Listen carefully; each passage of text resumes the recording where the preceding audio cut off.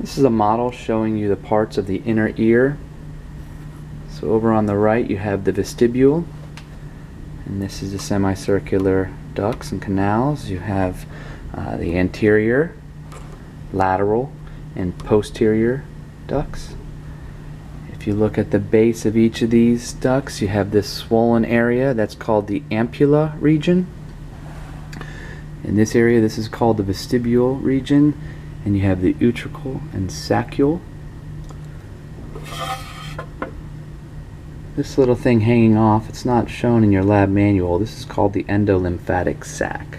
Okay, so if you're curious what that was, it's not highlighted in your book. If you do look at the bottom of this, you can see the oval window and then the round window.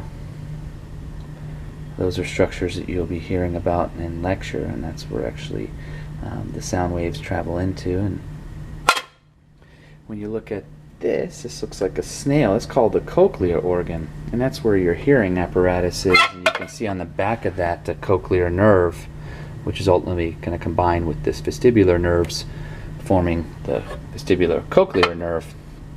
This thing actually comes apart, and you can look at some of the internal structures, none of which you need to know for your lab exams, but in lecture you'll be hearing about some of those structures. So if you're curious what they look like, that's something you can do. Alright, so